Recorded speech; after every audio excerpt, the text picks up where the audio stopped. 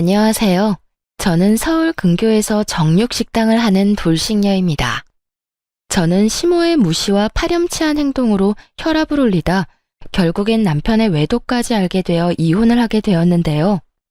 저에게 이런 막장 종합 세트를 선사해준 그 인간들에게 제대로 한 방 먹여주고 이혼을 해 그 시절을 생각하면 짜증이 나기도 하지만 한편으로 통쾌하기도 합니다. 오늘은 오랜만에 쉬게 되어 평소에 제가 애정하는 사연 열차에 사연을 보내보는데요. 글재주가 좋진 않지만 최선을 다해볼 테니 다들 재미나게 들어주세요. 그러면 시작해볼게요. 저와 남편은 맞선 자리에서 만나 결혼을 전제로 연애를 시작하게 되었어요. 연애 시절의 남편은 다들 그러하듯 다정하고 저만을 위해주고 저를 많이 사랑해주는 꿈을 그리던 남자였어요.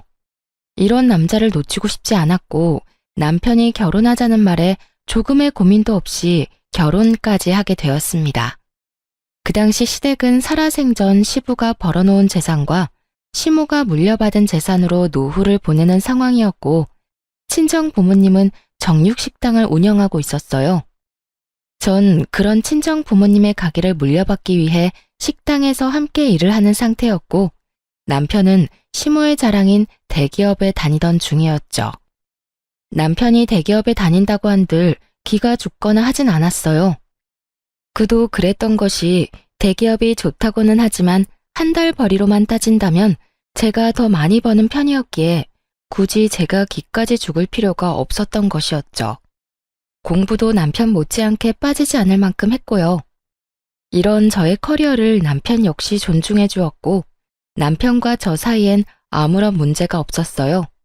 하지만 다들 예상하시다시피 시모가 문제였어요. 많이들 들어보셨죠? 대기업 다니는 아들 둔 시모들의 그 높은 콧대와 아들이 최고라 믿고 며느리는 발톱의 때만큼도 못한 존재로 여기는 못 배운 사람들이 하는 짓거리 말이에요. 저의 시모도 그런 사람들과 다르지 않았고 시모는 말끝마다 대기업 다니는 우리 아들이라고 하며 은근히 저를 깔아뭉개는 말을 하곤 했어요. 왔니? 대기업 다니는 우리 아들. 요즘 회사 생활은 좀 어때? 괜찮니? 늘 똑같지 뭐. 엄마는 잘 지내셨어? 남편에겐 빛이 날 정도로 밝은 미소를 보이던 시모는 표정을 싹 바꿔 굳은 표정으로 저를 보며 빈정거리기 시작하더군요. 그럼 넌 빈손이니? 명색의 유명한 정육식당 딸이 어떻게 시댁 오는데 빈손으로 오니? 하다못해 고기 한 덩이라도 가지고 오지 않고. 어이가 없더라고요. 언제는 고기 못 먹어서 죽은 사람 없다며 고기 좀 그만 가지고 오라고 할 땐 언제고 이번엔 이딴 소리를 하니까요. 어머님, 남들이 들으면 제가 늘 빈손으로 온 줄 알겠어요. 저 계속 고기 챙겨왔었는데 어머님이 고기 못 먹고 죽은 사람 없다고 하시면서 그만 가지고 오라고 하셨잖아요. 그래서 빈손으로 온 건데 그런 식으로 말씀하시면 제가 섭섭해요. 섭섭하긴 내가 더 섭섭하다. 그렇다고 진짜 빈손으로 오는 애가 어디 있니? 이래서 여자는 배울 만큼 배우고 센스가 있어야 한다고 하는 게야. 우리 아들은 대기업까지 다니면서도 센스가 차고 넘치는데 넌 도대체 왜 그러니? 난 아직도 이해가 안 되는 게 너 같은 애가 어떻게 우리 아들을 만나 결혼까지 할 수 있었는지 너무 궁금하구나. 시모는 늘 이런 식이었어요. 시작은 아들 자랑, 끝은 저의 비난. 아무리 들어도 적응이 되지 않는 시모의 비난은 이렇듯 이어지고 있었고 전 그런 시모의 반응에 적응이 되어 한 귀로 듣고 한 귀로 흘려보내고 있었죠. 이렇게 저를 무시하면서도 친척들 앞에서 생색은 내고 싶은 건지 명절만 되면 친정에서 한우 선물 세트를 친척 수만큼 챙겨오라고 명령하는데 정말 미쳐버리겠더라고요. 저요, 아무리 사장 딸이라고 해도 그걸 공짜로 가지고 오진 않아요. 물론 남들보다 저렴하게 가지고 오는 건 맞지만 저도 매번 공짜로 가지고 오는 건 아니라고 생각해 매번 계산을 하고 가지고 와요. 거기에다 선물 세트는 친척들한테 주는 것이고 자신에겐 용돈 봉투를 따로 내놓으라고 하니 정말 미치고 팔짝 뛸 노릇이었죠. 용돈은 안 주니? 명색의 명절인데 그냥 넘어갈 건 아니지? 네? 용돈이요? 어머님, 저 한우 세트 준비했는데 용돈까지 드려야 하는 거예요? 그럼 한우 세트는 내가 받은 게 아니지 않니? 그건 그거고 용돈은 용돈이지. 설마 너 한우 세트 믿고 용돈은 준비 안 한 거 아니지? 아, 용돈은 준비 못했는데 현금도 없고요. 아범한테 한번 물어볼게요. 혹시 현금 준비한 거 있는지요? 아니, 됐다. 난 너한테 용돈이 받고 싶은 거지.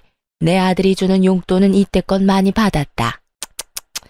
저리 센스가 없어서야. 이래서 내가 널 예뻐하려야 예뻐할 수가 없는 게야.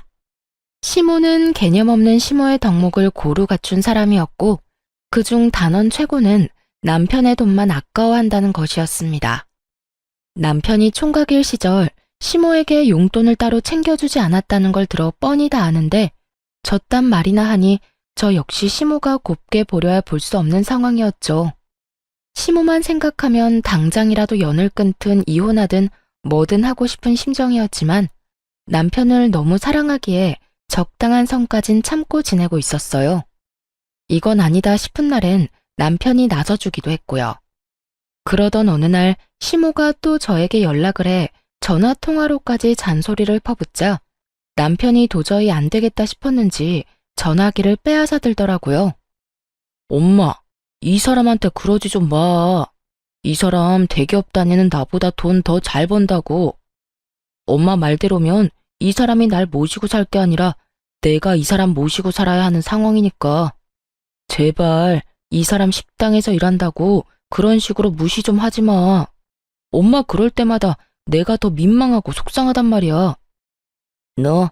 너는 내가 또 언제 그렇게까지 무시했다고 그러니? 무시했잖아. 내가 옆에서 다 들었거든. 별거 아닌 걸로 잔소리하고 그 말 끝엔 꼭 대기업 다니는 우리 아들한테 잘해라고 하잖아. 그런 말도 좀 하지 마. 아들이 이렇게 부탁할 게 엄마. 알겠어, 알겠다고.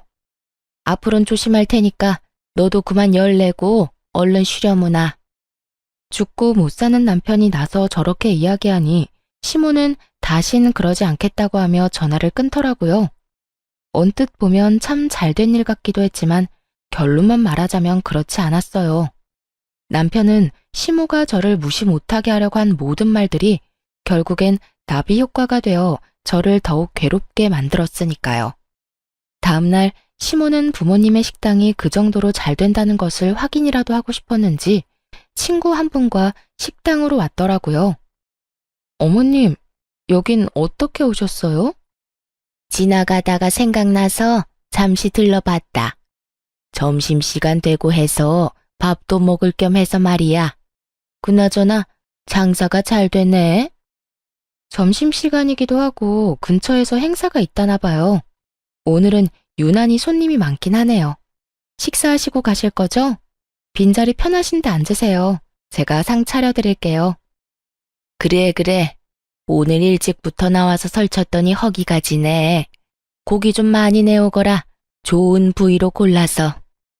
한결같이 얄미운 시모였지만 전 제가 할 수 있는 선에서 성심성의껏 시모를 대접해 주었어요. 첫 방문이기도 했지만 친구분도 함께 있으니 그래도 가족이라고 대충 대접할 수가 없더라고요. 친정 부모님도 처음으로 오신 건데 돈을 어떻게 받겠냐며 한 끼 대접할 테니 푸짐히 챙겨드리라고 하셨고요. 시모는 이런 저와 부모님의 호의를 당연하다는 듯 고맙다, 잘 먹었다는 인사도 없이 가버렸네요. 오히려 친구분이 그런 시모의 태도에 더 당황한 듯 저에게 명함을 건네며 이렇게 말하더라고요. 저기, 오늘 잘 먹었어요. 너무 맛있어서 오랜만에 과식을 다 했다니까. 내가 이 근처에서 작은 공방을 하는데 한번 놀러 와요. 인테리어 소품도 있으니까 와서 마음에 드는 거 있으면 내가 선물로 주고 싶어서 그래. 꼭 한번 와요. 네, 시댁 가는 날에 한번 갈게요. 맛있게 드셨다니 다행이네요. 다음에 또 드시러 오세요. 시모에게 어떻게 저런 친구분이 있을 수 있는지 의아할 정도로 상반되는 모습이었어요. 그 후로도 시모는 몇 번씩 가게를 왔고 그때마다 계산은 당연하다는 듯 하지 않았죠. 한두 명이 와서 드시고 가는 거 그거 얼마나 한다고 쪼잔하게 구냐고 생각하는 분도 있겠지만 많게는 일주일에 2번, 적어도 2주일에 1번은 오니 그저 정말 곤란하더군요. 거기에다 제일 바쁜 시간에 넓은 좌석을 떡하니 차지하고 앉아 세워라 내워라 먹고 있으니 정말 짜증도 났고요. 그러던 어느 날 시모는 친구 모임이라며 무려 친구 10분을 모시고 왔더라고요. 예, 오늘 모임인데 여기 룸도 있지? 룸으로 안내하렴. 다짜고짜 룸으로 안내하라는데 순간 예약을 하신 적이 있나? 착각이 들 정도였어요.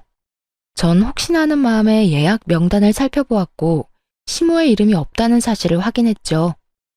어머님, 룸은 다 예약제라서 빈 곳이 없고요. 다른 테이블로 앉으셔야 할 것 같아요. 뭐? 룸이 없어? 저기 저 룸 비어있는데 저리로 가면 되지 않니? 저기도 곧 예약한 손님 오실 거라 안 돼요. 그러지 말고 저쪽 테이블에 자리 잡으세요. 안 되는 걸 안 된다고 했을 뿐인데 시모는 자기 뜻대로 되지 않을 것 같아지자 갖은 생떼를 부리기 시작하더군요. 테이블 말고 룸 내놓으라는 내 말 안 들리니? 내가 명색이 네 시어머니인데 그 정도도 못 해준다 이 말이야. 짧게는 며칠 전부터 길게는 일주일 전부터 예약하신 분들인데 어떻게 제 마음대로 취소하겠어요. 하물며 전부 곧 오실 텐데. 어머님 룸으로 모시려고 그분들을 헛걸음하게 만들 순 없어요. 그러니 이번엔 어머님이 양보해 주세요. 아무리 좋게 그리고 이해가 되기 쉽도록 설명을 해도 아무 소용이 없더라고요. 막무가내.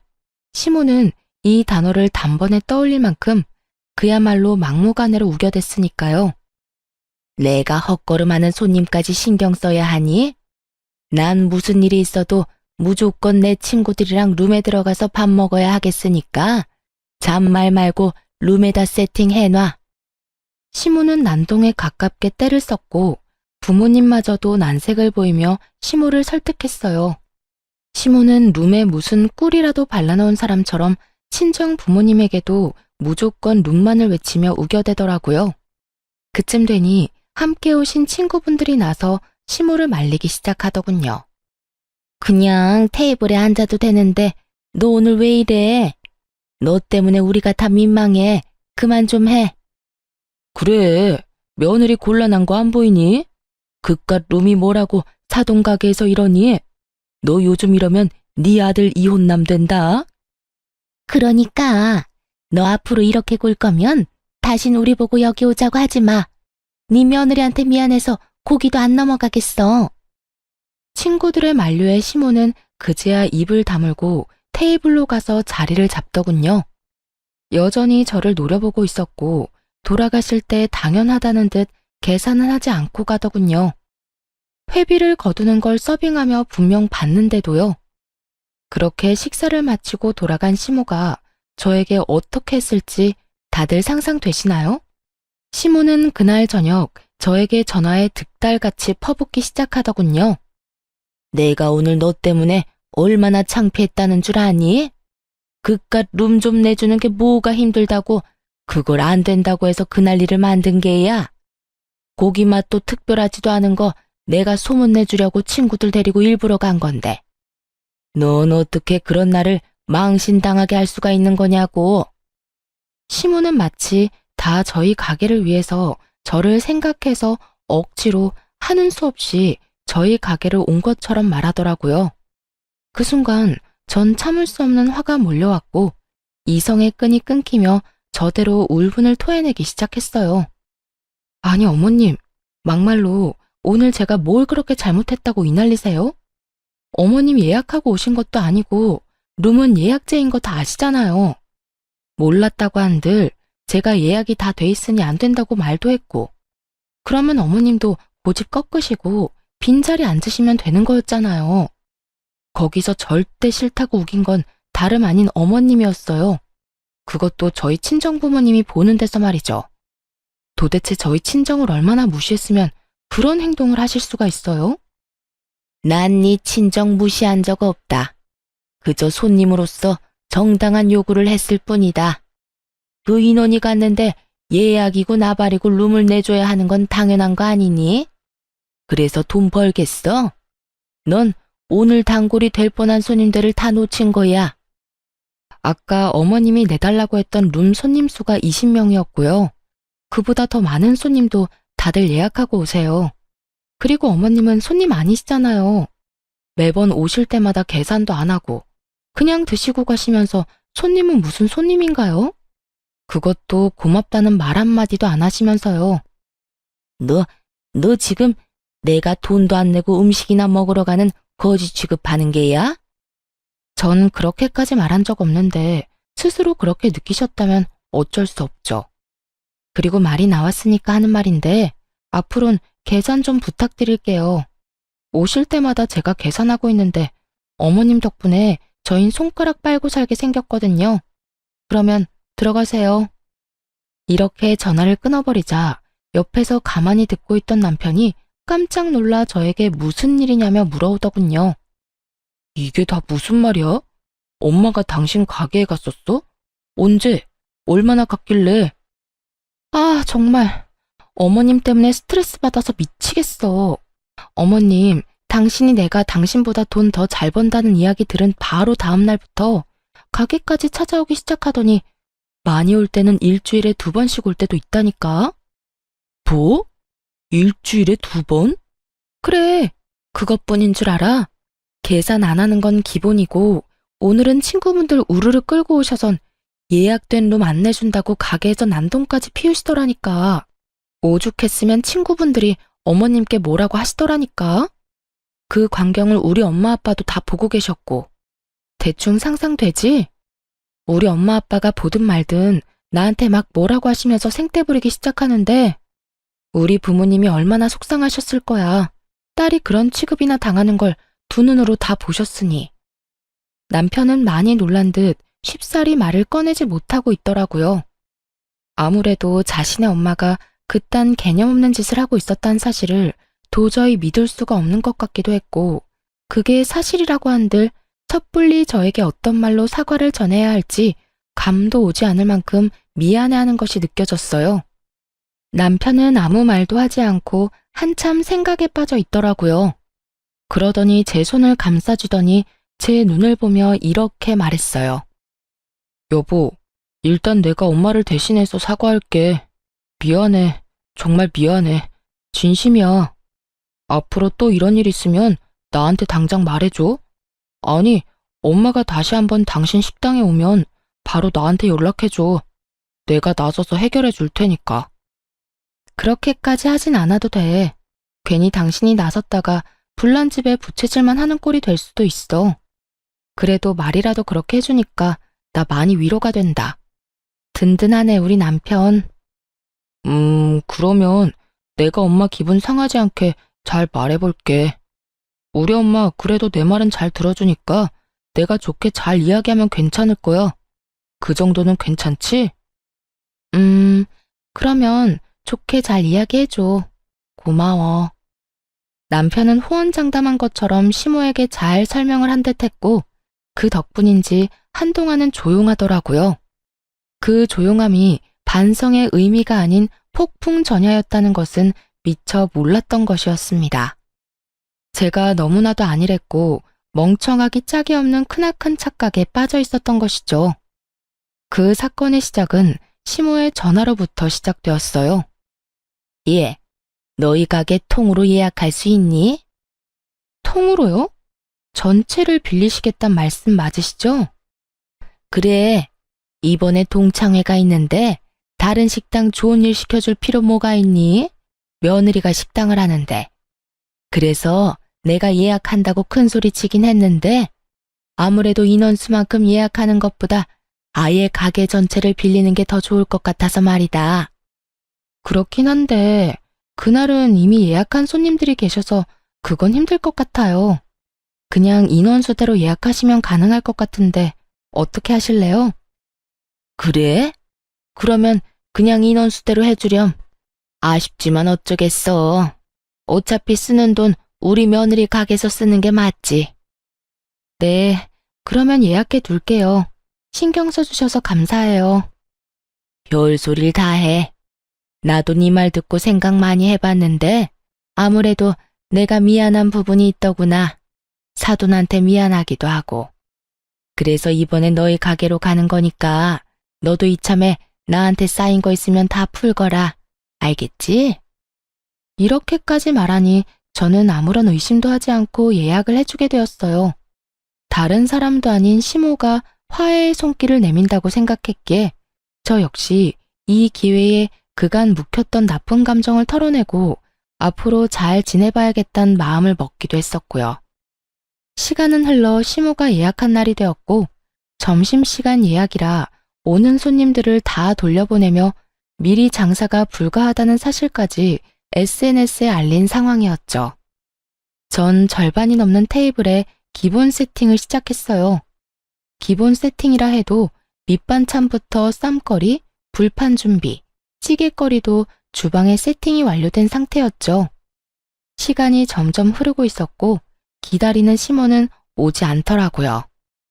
그렇게 30분을 기다려도 시모는 오지 않았고 혹시나 하는 마음에 시모에게 전화했더니 시모는 오는 중이라고 하더군요.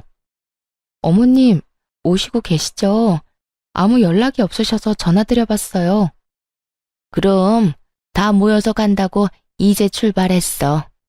그래도 가까운 곳에서 다들 모였으니 오래 기다리진 않아도 될 거다. 준비는 다 해놨지? 도착하면 바로 식사 시작할 수 있는 거지? 그럼요. 기본 찬들은 이미 다 세팅해 놓았고 찌개거리도 2가지로 준비해서 테이블 수대로 다 준비해 놓았어요. 오시면 불 넣고 고기만 넣으면 끝이에요. 준비는 잘 해뒀으니 친구분들이랑 조심해서 오세요. 다 와간다며 준비 상태에 대해 재차 확인까지 하는 시무를 누가 의심할 수 있겠어요? 저 역시 시무를 믿어 의심치 않았고 여전히 가게를 방문한 손님들에게 죄송하다고 하며 손님을 받지 않으며 오지 않는 시무만을 기다렸습니다. 하지만 결국 시무는 오지 않았고 그때부턴 연락조차 되지 않더라고요. 근처라고 금방 온다는 사람이 오지 않으니 걱정까지 되는 상황이 되었고 전 혹시나 하는 마음에 시댁으로 찾아가게 되었죠. 걱정과 우려가 가득한 마음으로 시댁에 들어서니 시모가 글쎄 소파에 떡하니 누워 깔깔거리며 텔레비전을 보고 있더군요. 저는 너무 황당해서 말조차 나오지 않았어요. 더 황당한 건 시모의 태도였어요. 숨을 헐떡이며 집으로 들어서는 저를 보고도 놀라기는커녕 태연히 텔레비전을 보며 웃고 있더라고요. 그러면서 저에게 시선 한번 주지 않고 하는 말이 뭔지 아세요? 왔니? 왔니? 였습니다. 당황하지도 않고 조금의 멋쩍음조차도 없는 평온하기 그지없는 왔니. 전 그런 시모의 태도가 화가 나기는커녕 황당하기도 어이가 없기도 해 도대체 어떻게 된 상황인지 물어봤어요. 왔니라니요, 어머님. 오늘 식당 예약한 거 잊었어요? 아니, 다 와간다고 저랑 통화까지 했었잖아요. 그런데 왜 집에 있어요? 동창회는 어쩌고요? 아, 그거? 거짓말이었다. 네가 날 그 망신을 당하게 만들었는데 이 정도는 해야 내 속이 풀리지 않겠니? 오늘 손해가 컸겠구나. 보아하니 점심 장사가 제일 잘 되는 것 같던데. 일이 이렇게 됐으니 오늘 장사는 말아먹은 거나 마찬가지겠네. 그렇습니다. 전 다른 사람도 아닌 시모에게 노쇼를 당한 것이었어요. 그것도 고약한 시모의 계획에 의해서요. 시모는 앞전에 제가 룸을 내주지 않아 친구분들께 망신을 당한 걸 마음에 고이 품고 있었더라고요. 남편이 시모를 달래며 저에게 그러지 말라고 했을 땐 알겠다고 철석같이 답해놓고선 뒤론 저를 어떻게 하면 골탕을 먹일까 머리를 굴려대며 이딴 계획을 세웠던 것이죠. 중간에 다 와간다고 거짓말을 한 이유가 더 소름이 끼치더라고요. 시모가 연락도 없이 계속 늦으면 테이블을 정리하고 손님을 받을까봐 그랬다고 하는데 정말이지 시모고 나발이고 욕을 해버리고 싶은 심정이었습니다. 시모가 그렇게까지 철두철미하게 저를 속여준 덕에 가게 점심 장사는 다 망한 거나 마찬가지였고 그 준비한 재료들도 쓰지 못하고 다 버려야 하는 상황이었죠.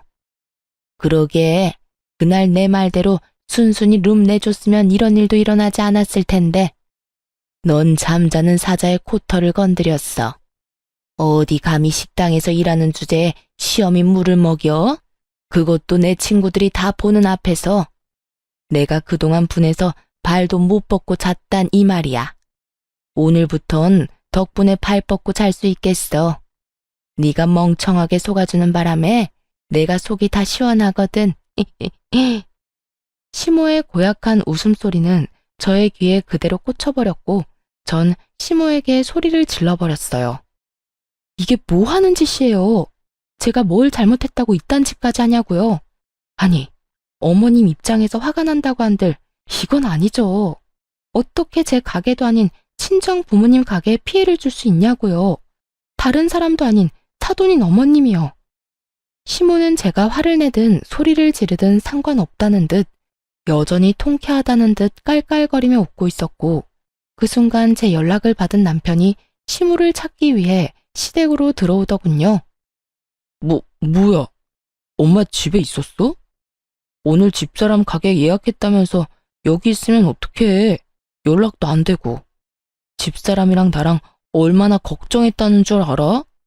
남편 역시 시모의 모습을 보고 화를 냈고 시모는 제가 무어라 말을 꺼내기도 전에 바닥에 주저앉아 바닥을 치며 곡소리를 내기 시작하더군요. 내가 예약 날짜를 헷갈렸는데 그렇다고 네 처가 나한테 찾아와서 화를 막 내더라고. 아이고, 늙으면 죽어야지. 날짜도 제대로 모르고. 다음 주 동창회 예약한다는 게 이번 주에 예약해버리는 실수를 해버렸지 뭐니. 휴대전화를 가방 안에 넣어둔 걸 잊지를 않나. 내가 죽어야지. 그래야 자식들 고생 안 시키지. 아이고. 연기대상감 뺨치게 눈물 연기를 기가 막히게 하는 시모를 보며 더욱 화가 났고 시모의 어깨를 부여잡고 애원하듯 물었습니다. 어머님, 갑자기 왜 이러세요? 저한테는 일부러 안 온 거라면서요. 저 골탕 먹이려고. 저 괘씸해서 안 온 거라면서요. 그런 저를 시모는 겁에 질린 표정으로 바라보며 제 손을 조심스럽게 떼어내더라고요. 무섭다는 듯 손까지 떨어대면서요. 내가 언제 그랬다고 그러니? 너 무섭다. 아무리 화가 많이 난 상태라고 해도 없는 일 만들어서 말하는 거 아니다. 우리 아들 오해하기 딱 좋지 않니? 너 설마 내 아들이랑 나 사이를 이간질하는 거니? 그게 아니잖아요. 다 와간다고 중간에 저랑 통화한 거 휴대전화에 다 남아있다고요. 언제 우리가 그런 통화를 했니? 난 날짜를 헷갈렸으니 미안하다고 하지 않았니? 너 정말 왜 이러니? 미치고 팔짝 뛸 노릇이었어요. 모르는 사람이 본다면 시모는 정말로 아무런 잘못이 없는 사람이었고 오히려 제가 아무 잘못도 없는 시모를 득달같이 잡는다고 생각할 만큼 완벽한 연기였으니까요. 남편 역시 시모의 연기에 속아 시모의 말을 믿는 듯했고 전 그런 두 사람의 모습에 더욱 화가 났죠. 당신 저 말을 다 믿는 거야? 어머님이 하는 말 다 거짓말이라고. 어머님, 아무리 제가 밉다고 해도 이건 아니죠. 연기 그만하고 사실대로 말하라고요. 억울함에 저의 언성은 점점 높아졌고 그런 제 모습에 남편은 화를 내며 저를 제지하고 나서더군요. 그만 좀 해. 당신 지금 너무 흥분했어. 당신이 왜 화가 났는지 충분히 알겠는데 지금 이건 당신이 선 넘은 거야. 다른 사람도 아니고 시어머니한테 이딴 식으로 구는 여자가 어디 있어? 엄마가 헷갈렸다고 하잖아. 이제껏 당신이 엄마한테 당한 게 있어서 화난 건 알겠는데 혼자 말도 안 되는 소설 써서 우리 엄마 괴롭히지 마. 오로지 시모의 편에 서서 저에게 고함을 내지르는 남편을 보는데 그 순간 모든 것이 무너지는 기분이 들더군요. 제가 이때껏 참아온 것이 누구 때문인데 제 말은 조금도 믿지 않고 저에게만 화를 내는 남편을 보며 더는 그곳에서 싸울 의지가 사라지더군요. 전 아무 말도 하지 않고 그대로 일어서 집으로 돌아와 버렸고 제 뒤를 따라 집으로 돌아온 남편과 단 한마디도 하지 않았습니다. 저를 오해하고 단단히 화가 난 남편이 저에게 말을 걸지도 않았지만 저 역시 남편 못지않게 화가 났던 터라 말을 걸고 싶지도 않더라고요. 그렇게 말 한마디 건네지 않는 날들이 많아지는 만큼 저희 부부의 사이는 걷잡을 수 없이 멀어지고 있었어요. 이런 저희의 사이를 전해 들은 것인지 아니면 목적 달성을 해 더는 저를 괴롭힐 필요가 없었는지는 알 수 없으나 어찌되었든 시모에게선 별다른 연락이 없었고요. 속절없이 시간은 흘러갔고 남편은 남편대로 저는 저대로 살고 있을 때였어요. 그 당시 부모님은 이제 쉬고 싶으시다며 저에게 가게를 맡아서 하라고 하시더라고요. 전 부모님이 잘 닦아놓으신 가게를 맡게 되었고 자리를 잡은 가게이긴 했지만 오롯이 혼자 다 감당해야 했던 터라 정신없는 하루하루를 보내고 있었죠. 그렇게 바쁜 와중에 제 정신을 번쩍 들게 하는 연락을 받게 되었어요. 상대는 바로 시모였습니다. 시모는 제가 가게를 물려받은 사실을 어떻게 한 것인지 다짜고짜 자신을 모시고 살라고 하더라고요. 예, 너 사돈가게 물려받았다며? 이제 돈방석에 앉는 건 시간 문제일 거고 능력도 될 테니 효도를 좀 해야 하지 않겠니? 효도요? 효도라는 단어를 듣는 순간 시모가 효도라는 단어를 잘못 알고 있나 하는 생각마저 들더라고요. 그렇지 않고서야 저에게 효도라는 말을 할 수는 없다는 생각이 들었으니까요. 전 시모에게 되물었고 시모는 그 특유의 뻔뻔한 말투로 대답하더군요. 그래, 효도. 다른 건 필요 없고 네가 날 좀 모시고 살아야겠다. 네 시누이 남편 사업하는 거 알지? 글쎄 요즘 사업이 힘들어서 자금이 좀 필요한데 나도 있는 돈 거의 다 쓰고 이제 남은 건 집뿐이야. 그래서 이 집 처분해서 네 시누이 좀 도와주려고. 그러니까 네 집에서 날 좀 모셔야 하겠구나. 시모의 말을 듣고 있는데 오늘이구나 싶더라고요. 그간 바빠서 하지 못했던 이혼을 말해야 하는 날 말이죠. 어머님, 제가 효도할 일은 앞으로도 없을 것 같은데 어떡하죠? 뭐? 그게 무슨 말이니? 너 설마 예전 일 때문에 아직도 앙심 품고 있는 건 아니지? 그게 언제적 일인데 젊은 애가 아직도 그러니? 그 일도 그 일이지만 다른 큰 문제가 있어요. 제가 더는 어머님 며느리가 아닐 예정이라 말이에요. 저 이혼 절차 밟고 있어요. 뭐라고? 남편은 남편대로 저는 저대로 살고 있던 이유는 바로 이혼 때문이었어요. 남편은 외도를 저지르고 있었는데 그 상대는 다름 아닌 저희 가게에 자주 오는 여자였어요. 매번 남자를 바꿔가며 오는 어린 상간녀의 상대는 나이 차이가 꽤 나는 남자였는데 딱 봐도 불륜관계였던지라 기억에 남는 손님이었어요. 그런 상간녀가 어느 날엔 친구와 함께 와서 밥을 먹는데 절로 시선이 가더라고요. 대낮부터 술을 먹던 상간녀와 친구는 술에 취했는지 톤이 점점 높아져 갔고 이번에 만나는 남자에 대해 술술 이야기하기 시작하더군요. 이번엔 30대 아저씨인데 전혀 아저씨 같지 않아. 관리도 잘했는지 몸도 좋고 말이야. 들어보니 와이프가 이런 식당 한다는데 꽤 잘 되는지 본인 버는 돈은 본인이 다 쓴다고 하더라고. 그래서 돈 쓰는 게 꽤 후하다니까. 그래? 무슨 일 하는데? 돈을 많이 벌어? 대기업 다녀? 차도 외제차 끌고 다니고. 집도 땡땡땡 아파트 알지? 거기 산대. 요즘엔 자기 엄마한테 건물 처분한 돈도 받고 있다고 하더라니까. 회사 그만두고 사업을 한다나? 암튼 난 사업을 하든 뭘 하든 다 상관없고 이번엔 크게 한몫 챙길 수 있을 것 같다니까. 정 안 되면 아예 정착해도 될 것 같기도 하고. 정신이 번쩍 들더라고요. 대기업에 다니며 부인은 식당을 하고 그 외제차를 끌고 다니는 남자. 거기에다 남편이 지나가는 말로 회사를 그만두고 사업하고 싶어 시모에게 사업 자금을 받을까 싶다고 한 말까지 틀림없이 제 남편임이 분명해 보이더라고요. 모든 것이 틀림없어 보였지만 전 확실히 하기 위해 사람을 붙였고 아니나 다를까 남편은 꽃뱀 같은 젊은 상간녀에게 홀려 있는 돈 없는 돈 다 퍼주고 외도를 저지르고 있더군요. 그렇게 전 남편과의 이혼을 진행하게 되었고 남편 역시 이혼엔 합의했지만 위자료를 아끼기 위해 소송을 하던 중이었죠. 이러한 사실을 시모는 꿈에도 몰랐던 것이었고요. 네, 저희 이혼 소송 중이에요. 아니, 이제 거의 마무리돼서 이혼한 거나 다름없는 상황이죠. 갑자기 이혼은 무슨 이혼? 그 잘난 당신 아들이 젊은 꽃뱀한테 홀려서 바람을 피우고 있더라고요. 어머님 말대로 제가 능력이 되는데 그딴 남자 안고 살아봤자 뭐 하겠어요? 생각해보면 다 어머님 덕분이에요. 어머님이 그날 저를 그런 식으로 골탕 먹이는 바람에 남편이랑 저랑 사이가 멀어졌고 그 틈으로 꽃뱀이 끼어들었으니까 말이죠. 감사해요, 어머님. 전 이제 이 빌어먹을 결혼생활 청산하고 새 출발하려고요. 그러니까 저한테 이제 연락하지 말고 아들이나 잘 관리하세요.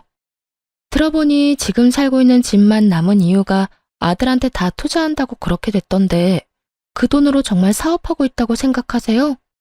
제가 알아본 바론 아니던데요. 뭐야? 그러면 내 아들이 나한테 받은 돈으로 여자한테 다 갖다 주고 있다는 말이야? 저는 그렇게 알고 있는데 확답은 못하겠네요. 제가 당사자는 아니니까요. 그러니까 저한테 전화하지 마세요. 전화는 끊어졌고 그 이후 전 이혼을 잘 마무리하게 되었어요. 전 남편에게 위자료는 물론이고 약간의 재산 분할과 상간녀에게 위자료를 받으며 이혼을 하게 되었습니다. 저와 이혼하고 난 후 아무것도 모르는 전 남편은 상간녀와 살려고 함께 살려고 했지만 뜻대로 되진 않은 듯 하더군요. 저에게 전화가 와 저 때문에 사랑하는 여자와 살지도 못한다고 난리를 부렸거든요. 당신 도대체 우리 엄마한테 무슨 소리를 얼마나 했길래 우리 엄마가 저렇게 안 된다고 반대를 하는 거야. 말을 알아들을 수 있게 말을 해. 앞뒤말 다 자르고 다짜고짜 따지고 들면 내가 어떻게 대답을 해? 네가 우리 엄마한테 유민이 이야기했다며. 다 들었거든? 도대체 뭐라고 했길래 엄마가 유민이한테 화내고 욕까지 하면서 그 난리를 부리냐고. 크게 한바탕 소동이 났다는 말을 듣는데 그 순간만큼은 정말 시모를 향해 손뼉이라도 쳐주고 싶은 심정이더라고요. 사실 상간녀의 정체를 알게 된 그 순간에 상간녀에게 아무 말도 하지 못한 것이 후회스럽기도 했었거든요. 제 계획 때문에 그저 조용히 보낸 것도 있긴 했지만 유부남하고 노란한 대가는 치르게 하고 싶었는데 전 시모 덕에 그 대가를 치르게 했다고 생각하니 고맙기까지 하더군요. 역시 대단하네. 난동까지 부리셨어? 내가 어머님한테 뭐라고 하긴 뭐라고 했겠어. 그냥 아는 그대로 말했지. 그 여자 꽃뱀이다. 그 여자 당신 아들 돈 다 뜯어내고 있으니 알아서 잘 처리하셔라. 이야, 당신 엄마가 내 말을 그렇게 잘 들을 줄은 몰랐는데 기대 이상인데? 전 남편은 상간녀에게 제대로 홀린 것인지 절대 꽃뱀일 리가 없다며 상간녀를 두둔하기 시작했고 심지어 시모에게 당장 전화해 사실 착각이었다며 정정하라고 고함을 지르더군요. 뭐? 네가 뭘 안다고 그딴 말을 짓거린 거야? 너 때문에 엄마가 나랑 유민이 결혼 반대하잖아. 당장 엄마한테 전화해서 네가 오해한 거라고 말해. 우리 유민이 꽃뱀 그딴 거 아니니까 당장 네가 만든 문제 네가 해결하란 말이야. 내가 왜? 난 당신 엄마 목소리도 듣기 싫은 사람이거든? 네 목소리도 마찬가지고. 그러니까 그딴 말도 안 되는 요구할 거면 연락도 하지 마. 그리고 그 여자 꽃뱀 맞으니까 지금이라도 정신 좀 차려라, 제발. 돈 다 뜯기고 후회하지 말고. 아니라니까. 네가 젊은 여자한테 남편 뺏긴 게 분해서 일어나 본데 네가 아무리 이렇게 해도 나 너한테 안 가. 그러니까 이상한 말로 사람 오해하게 하지 말고 당장 우리 엄마한테 전화해서 네가 다 해결하라고. 참 뻔뻔도 하더라고요. 이혼한 전 부인에게 다른 사람도 아닌 상간녀의 오해를 풀어달라는 꼴이 말이죠. 심지어 오해도 아닌데 말이에요. 끝까지 저에게 따지며 생떼를 부리는 전 남편의 모습에서 전 시모의 모습이 보였고, 이래서 핏줄이 무섭다고 하는구나 했네요. 전 남편은 끈질기게 저를 괴롭혔지만 저는 끝끝내 전 남편의 부탁을 들어주지 않았어요. 그 후 들리는 소문엔 전 시모의 난동은 점점 심해졌고, 상간녀를 도저히 포기할 수 없었던 전 남편은 전 시모를 버리고 상간녀와 함께 살림을 차려버렸다고 하더군요. 전 시모는 믿었던 아들의 배신에 화병으로 몸져 누웠다고 하고요. 전 남편이 대단하긴 대단하다 싶더군요. 그 꼬장꼬장하던 시모를 다른 것도 아닌 화병으로 몸져 눕게 했으니 말입니다. 부모까지 버리며 쟁취한 전 남편의 사랑은 평탄했냐고요? 그럴 리가요. 전 남편에게 정착할 마음마저 있었던 꽃뱀 상간녀는 시모가 난동을 부리며 선보인 성격 때문에 결혼까진 할 수 없다 싶었는지 전 남편의 주머니를 탈탈 털어먹고 도망갔다고 하더군요. 전 시모는 건강을 잃고 전 남편은 돈과 시모의 신임을 잃은 것이 얼마나 통쾌했는지 모릅니다. 그 후 전 바쁘게 살며 가게를 잘 꾸려나가고 있었어요. 그러던 어느 날 저 따위에겐 돌아올 리 없다던 전 남편 놈이 아주 거짓골을 해서 저를 찾아왔더라고요.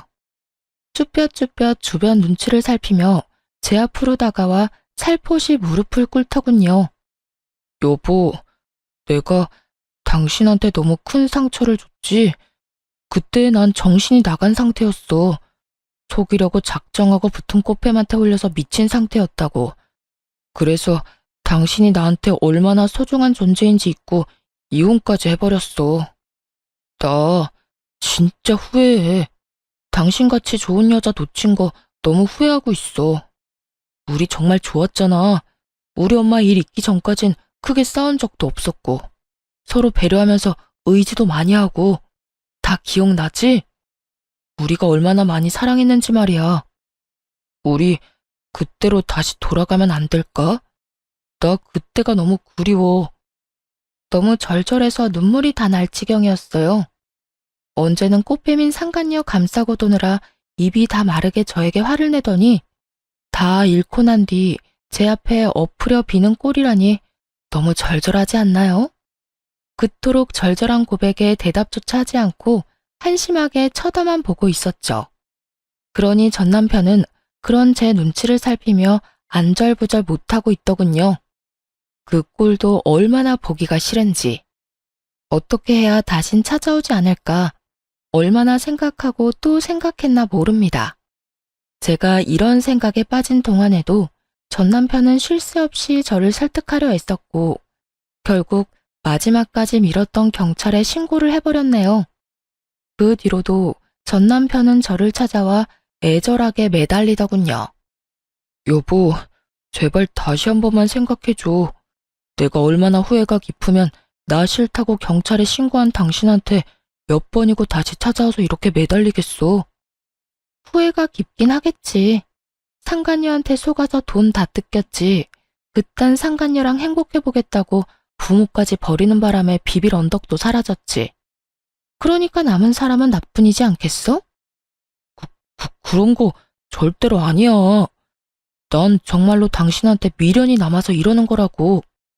아직 당신을 많이 사랑해서 당신 없으면 못 살 것만 같아서 이러는 거라고. 그러니까 사람 하나 살리는 셈 치고 다시 한번 생각해주면 안 될까? 절대 안 돼. 당신이야말로 사람 하나 살리는 셈 치고 다신 찾아오지도 연락하지도 마. 난 당신 얼굴만 보면 없던 병도 생기는 기분이니까. 내가 정말 이런 말까진 안 하려고 했는데 도무지 당신이 내 말을 들어먹을 생각이 없어 보이니까 할게. 너 다시 나 찾아오거나 연락하면 내가 무슨 수를 써서라도 너 구속시켜버릴 테니까 그런 줄 알고 다신 나한테 아무 짓도 하지 마. 알겠어? 여보. 여보 거리지 말고 당장 꺼져. 오늘도 경찰 손에 끌려나가고 싶어? 진심 가득한 제 눈빛을 읽었는지 전 남편은 다신 찾아오지 않더라고요. 1년이 지난 지금 전 휴식기를 가지고 있어요. 이혼을 하고 난 후 제대로 쉬어본 적이 없던 터라 부모님께서 한 달 정도 가게를 봐줄 테니 휴식기를 가지고 오라고 하시더라고요. 저 역시 좀 쉬어갈 필요성을 느끼고 있던 터라 죄송하긴 했지만 감사한 마음으로 쉬는 시간을 가지기로 했습니다. 오늘이 3일째인데요. 어제까진 죽은 듯이 잠만 잤어요. 그리고 오늘 여행짐을 싸기 전에 사연을 작성하고 있네요. 오늘의 사연을 마지막으로 좋지 않았던 기억들은 날려보내고 오랫동안 가고 싶었던 유럽 여행길을 나서보려고 합니다. 그곳에서 좋은 것을 보고 행복한 시간을 가지며 조금 더 마음의 여유를 만들어 돌아오려고 한답니다. 이번 여행에선 그 목적이 힐링과 여유인 만큼 돈에 얽매이지 않고 전 남편에게 받은 위자료를 아낌없이 잘 쓰고 오려고요. 아직 한 푼도 쓰지 않고 고스란히 뒀으니 충분히 쓰고도 남지 않을까요? 앞으로 저는 제 삶을 위해 열심히 행복해지려 노력할 예정입니다. 상상도 못했던 이혼을 경험했듯 앞으로 남은 날들에 예상치 못한 고난과 역경이 있겠지만 지금껏 그랬듯 잘 이겨낼 자신 있습니다. 사실 처음 이혼을 했을 땐 이렇게 긍정적이지도 자신감이 넘치지도 않았어요. 이유 없는 멸시와 미움은 저의 자존감을 바닥치게 했고 사랑하던 배우자의 외도는 살면서 경험하지 못한 배신감과 좌절감을 저에게 안겨주었어요. 심지어 그땐 전 남편과 사이가 좋지 않은 것을 넘어 오만정이 다 떨어져 버린 상태였는데도 말이죠. 저는 그 모든 순간이 말로 할 수 없을 만큼 힘들었고 그 절망감이 저 스스로를 구렁텅이에 빠져들게 만들기도 했습니다. 그러다 우연히 알게 된 것이 이 채널이었고 이곳에서 저와 비슷한 아픔을 겪은 분들의 사연을 들으며 많은 위로와 공감을 했습니다. 때론 아픈 사연에 눈물을 흘리기도 했고 때론 통쾌한 복수를 하시는 이야기를 듣고선 박수까지 치며 환호성을 지를 때도 있었어요. 답답한 이야기에 화가 날 때도 있었지만 사연을 듣는 시간만큼은 피해자가 아닌 경험자가 되는 기분이 참 좋았습니다. 그런 생각이 들자 더는 이혼이 부정적으로만 느껴지지 않더라고요. 좋은 경험은 아니지만 제 인생을 더 발전시킬 수 있는 경험이었다는 생각이 들기도 했고 실제로도 전 쉽사리 흔들리지도 무너지지도 않는 강한 사람이 되기도 했고요. 제가 위로를 얻어가듯 지금 제 사연을 듣고 계신 분들도 조금의 위로라도 받아가셨으면 좋겠습니다. 이로써 저의 긴 사연은 끝났습니다.